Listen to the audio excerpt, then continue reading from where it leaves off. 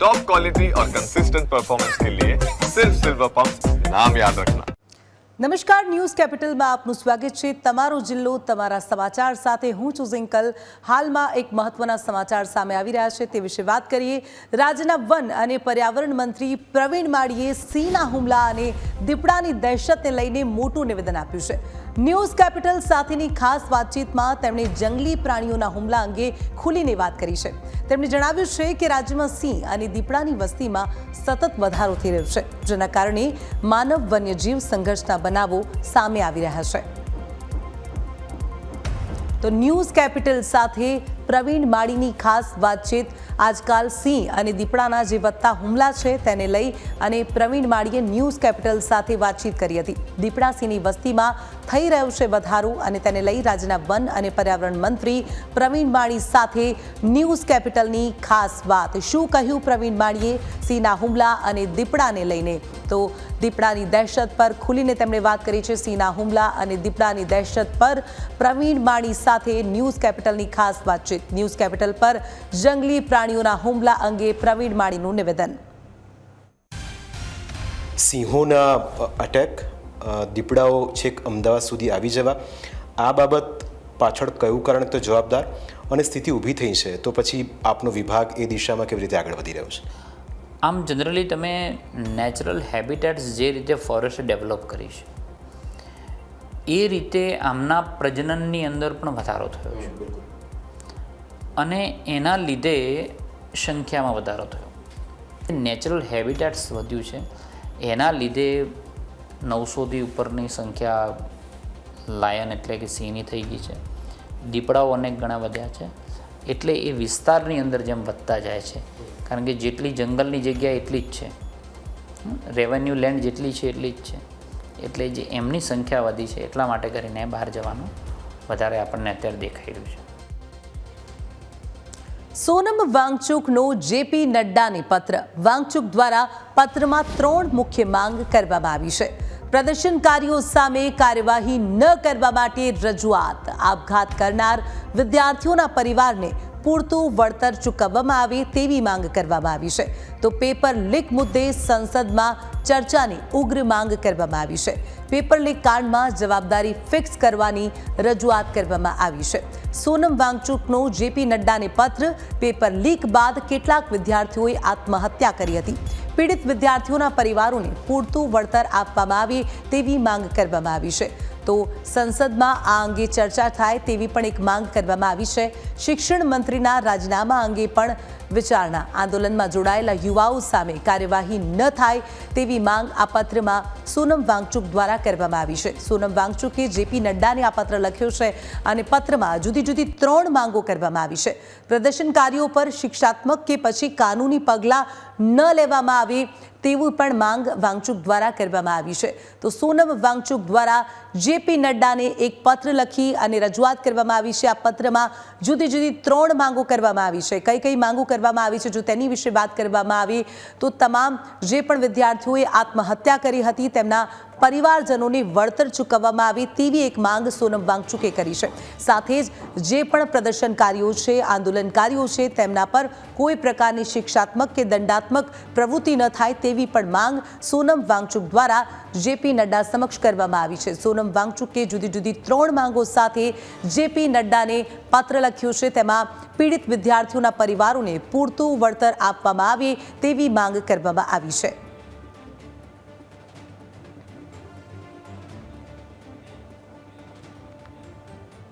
તો હવે જોઈશું તમારો જિલ્લો તમારા સમાચાર। રાજ્યમાં 7 દિવસ ભારે વરસાદની આગાહી। સાયક્લોનિક સર્ક્યુલેશન, મોન્સૂન ટ્રફ હાલ સક્રિય બન્યું છે। વેસ્ટર્ન ડિસ્ટર્બન્સ અને અન્ય ટ્રફ સક્રિય બનતા વરસાદની આગાહી।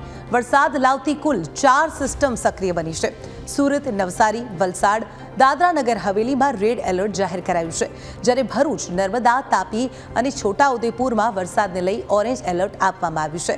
પંચમહાલ, દાહોદ, મહીસાગર અને અરવલ્લીમાં પણ વરસાદને લઈ ઓરેન્જ એલર્ટ આપવામાં આવ્યું છે। તો ગીર સોમનાથ, અમરેલી, ભાવનગર અને બોટાદમાં વરસાદને લઈ યલો એલર્ટ અપાયું છે, તો અમદાવાદ, આણંદ અને વડોદરા, ખેડામાં પણ યલો એલર્ટ આપવામાં આવ્યું છે.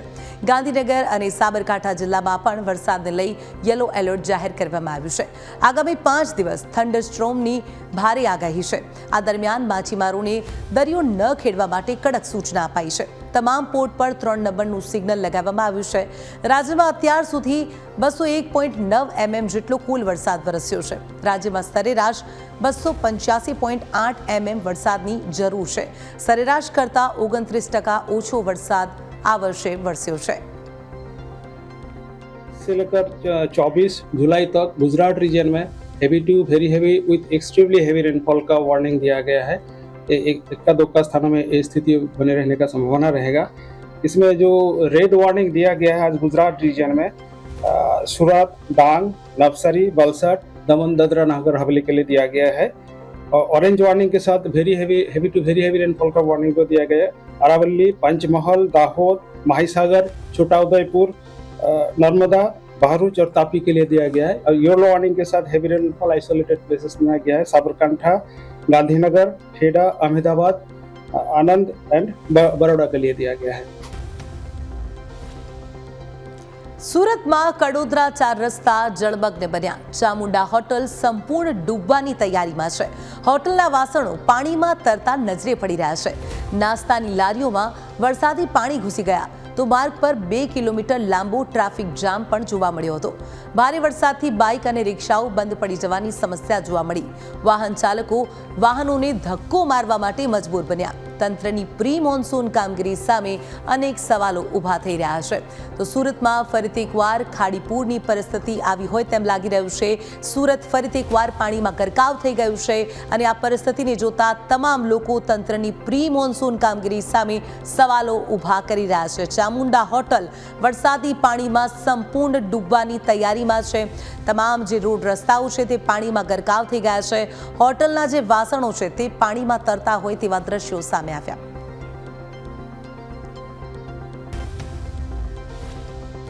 તો સુરત જિલ્લામાં સવારથી જ અવિરત ધોધમાર વરસાદ વરસી રહ્યો છે. પલસાણામાં 8 કલાકમાં 6 થી 7 ઇંચ જેટલો વરસાદ નોંધાયો છે. ભારે વરસાદથી બલેશ્વર ગામ બેટમાં ફેરવાયું. 32 ગંગા ખાડીમાં પૂરની ભયંકર સ્થિતિ. પૂરથી 50થી વધુ ઘરોની હાલત દયનીય બની છે. ખાડીમાં પૂરથી ગામનો વીજ પુરવઠો ઠપ થયો. વીજ પુરવઠો બંધ થતા ગ્રામજનોમાં ભારે રોષ જોવા મળી રહ્યો છે.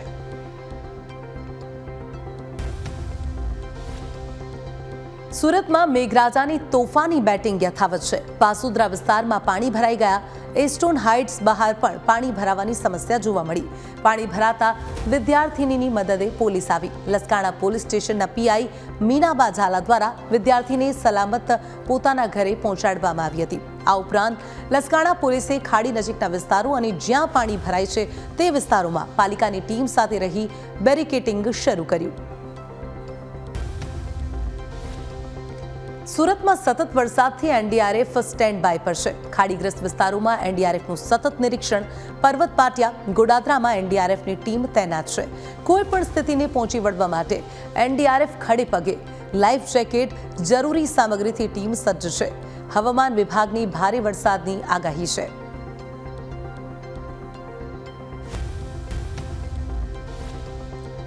સુરતમાં સતત વરસાદથી એનડીઆરએફની ટીમ સ્ટેન્ડ બાય પર રાખવામાં આવી છે.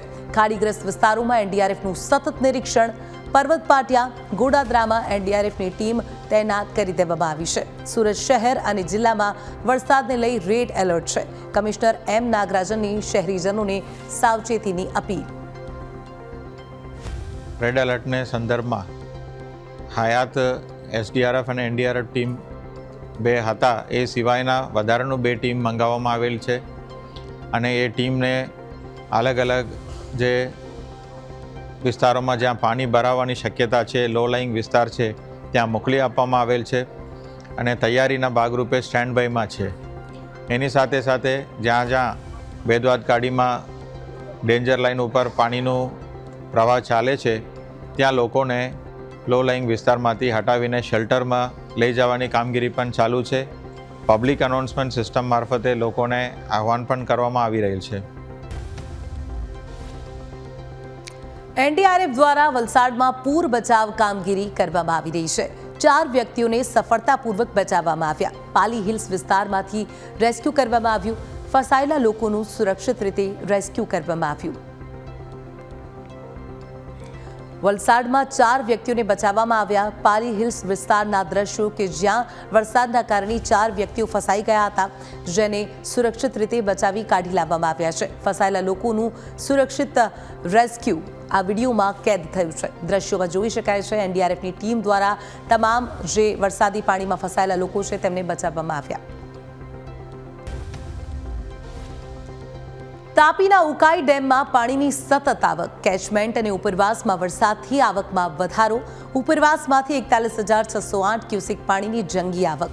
ઉકાઈ ડેમની સપાટી 313.26 ફૂટ પર પહોંચી. દક્ષિણ ગુજરાતના લોકો અને ખેડૂતોમાં આનંદની લાગણી જોવા મળી હતી.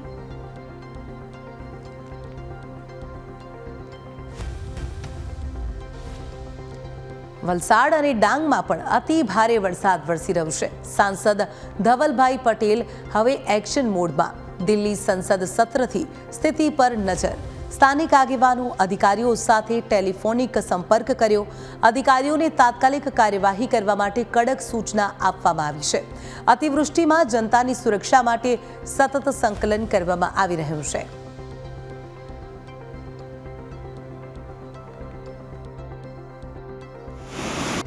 અંબેટીમાં એ જોયું મેં. અંબેટીમાં આપણા યાત્રીઓ ફસાયા હતા બસમાં, એને આપણે રેસ્ક્યુ કરી અને 3 લોકો બીજા રેસ્ક્યુ કર્યા એ પણ મેં જોયું, જે પાલી હિલ્સમાં ફસાયેલા હતા.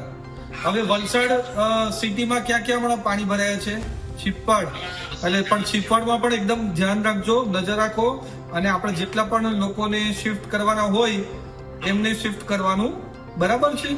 અને એ રીતે વાપી અને ઉમરગામમાં પણ વધારે વરસાદ છે અને ત્યાં પાણી ભરાયા છે. સાથે ધરમપુર કપરાડામાં પણ આપણે નજર રાખવાની. વાપીમાં શું સ્થિતિ છે અને એના અતિરિક્ત કંઈ પણ તમને જરૂર હોય એનડીઆરએફ, એસડીઆરએફ કે બીજી રાજ્ય સરકારમાંથી મદદની, તો હું સીએમ સાહેબ આપણા ભૂપેન્દ્રભાઈ ને ડેપ્યુટી સીએમ હર્ષભાઈ અને સાથે સાથે કેન્દ્રમાં પણ વાત કરવાની હોય ને કેન્દ્રની જરૂર હોય તો આપણા ગૃહમંત્રી અમિત શાહ સાહેબ અને પ્રધાનમંત્રી મોદી સાહેબ સાથે પણ હું વાતચીત કરીને જે પણ વરસાદમાં જરૂર હોય તો મને જણાવજો. મહીસાગરમાં ગરમી બાદ મેઘરાજાની ધમાકેદાર એન્ટ્રી. સંતરામપુર, લુણાવાડા, કોઠંબા પંથકમાં વરસાદી માહોલ જામ્યો. કાળા ડિબાંગ વાદળો વચ્ચે વરસાદનું આગમન. લાંબી રાહ બાદ ધરતીપુત્રોમાં ખુશીનો માહોલ જોવા મળ્યો હતો. આજના વરસાદથી ખેડૂતોમાં આશાનું નવું કિરણ. સારા વરસાદથી સમગ્ર વાતાવરણમાં ભારે ઠંડક પ્રસરી.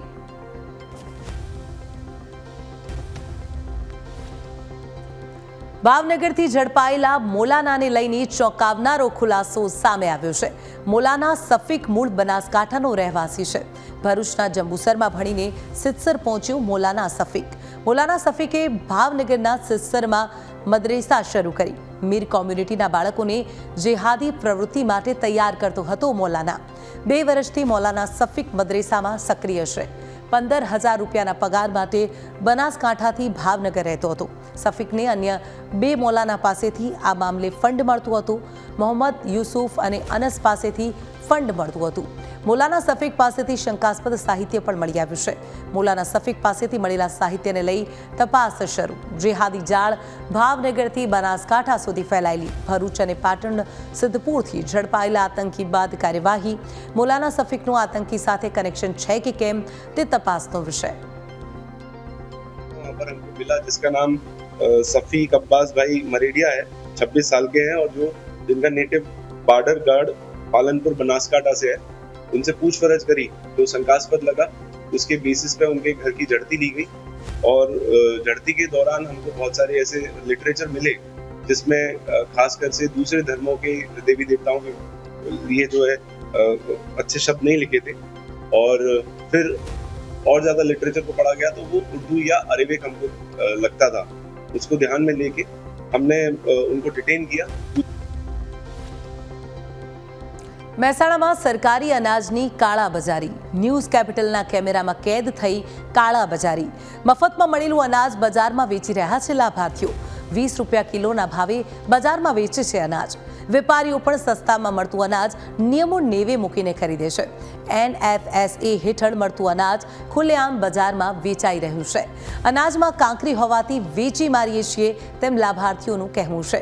લોકો વેચવા આવે છે માટે અમે ખરીદીએ છીએ તેમ વેપારીનું કહેવું છે. મહેસાણાના કસ્બા વિસ્તાર, માલ ગોડાઉન અને ગંજ બજાર પાછળ ચાલે છે અનાજ ખરીદવાનો ખેલ. 300% વધુ કેસ પકડાયા તેમ છતાં પુરવઠા તંત્રની કાર્યવાહી સામે સવાલ. નિયમોને નેવે મૂકી ચાલતી કાળાબજારી રોકનારું કોઈ જ નહીં. ક્યાંથી લઈને આવ્યા બતાવજો. આ કંટ્રોલના ચોખા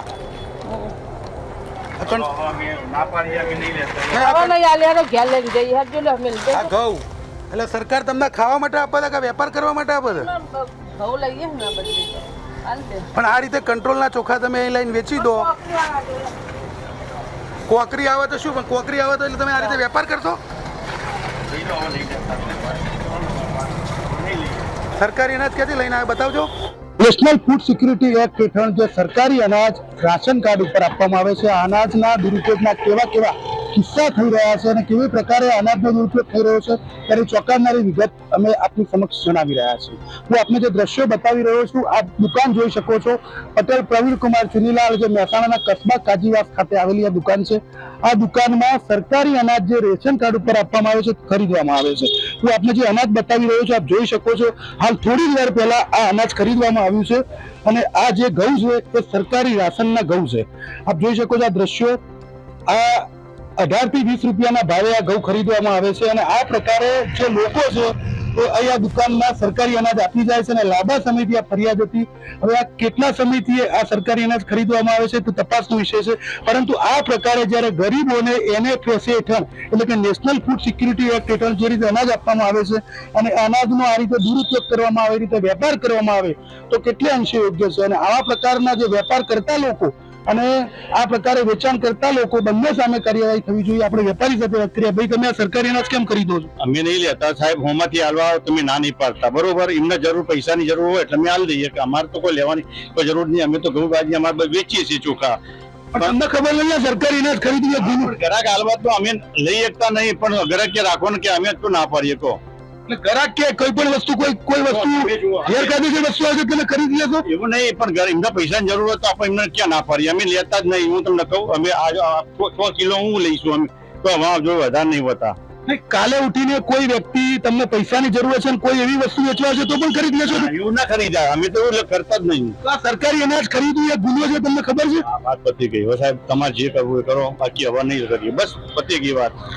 માફી માંગુ. અમારો ભાઈ મરી ગયો સાહેબ, આવું ના કરો. તમે વાત પૂરી કરો. હવે નહીં કરીએ સાહેબ, વાત પૂરી કરો. વેપારી છે તેમનું કહેવું છે કે હવે પછી આ પ્રકારે તેઓ સરકારી અનાજ નહીં ખરીદે, પરંતુ જે રીતે તેમનું કહેવું છે કે લોકો વેચવા આવે છે અને તેઓ ખરીદે છે. પણ લોકો વેચવા આવે છે અને આ પ્રકારે અનાજ ખરીદવું કેટલે અંશે યોગ્ય છે? અને આ પ્રકારે સરકારી અનાજનો દુરુપયોગ કરવો, આ પ્રકારે વેચાણ કરવું તે કેટલે અંશે યોગ્ય છે? અને આવા લોકો સામે, આવા વેપારીઓ સામે કાયદેસર કાર્યવાહી કરવી જોઈએ. કારણ કે NFSA એટલે કે નેશનલ ફૂડ સિક્યુરિટી એક્ટ હેઠળ જે અનાજ આપવામાં આવે છે, અનાજ ગરીબોના હકનું અનાજ હોય છે અને આ પ્રકારે તેનો વેપાર કરવો, આ પ્રકારે તેનું ખરીદવું કેટલે અંશે યોગ્ય છે? હવે વેપારી એવું કહી રહ્યા છે કે મારી ભૂલ થઈ ગઈ, હવે પછી હું સરકારી અનાજ નહીં ખરીદું. આપ જોઈ શકો છો આ દ્રશ્યો કે જે રીતે આ વેપારીના જે દુકાનમાં છે લોકો અનાજ વેચવા માટે આવે છે અને આ પ્રકારે અનાજ ખરીદવામાં આવે છે. મહેસાણામાં લાંબા સમયથી આ પ્રકારે ગોરખ ધંધો ચાલી રહ્યો છે. આમ છતાં તંત્ર આ બાબતે કોઈ જ પગલાં ભરતું નથી. Kamlesh Raval, news capital, Mehsana. ખેડા જિલ્લા શિક્ષણ વિભાગમાં વધુ એક કૌભાંડ સામે આવ્યું. નિયમો નેવી મૂકી શિક્ષકોએ લીધો લાભ. લીવ ટ્રાવેલ કન્સેશનનો શિક્ષકોએ લાભ લીધો. પ્રાથમિક શાળાના 50 શિક્ષકોએ ગેરરીતિથી મેળવ્યો આર્થિક લાભ. વર્ષ 2020થી અત્યાર સુધીમાં હજારો શિક્ષકોએ આ લાભ લીધો છે. રાજ્ય પ્રાથમિક શૈક્ષિક સંઘના મોટા હોદ્દેદારોએ પણ લાભ લીધો.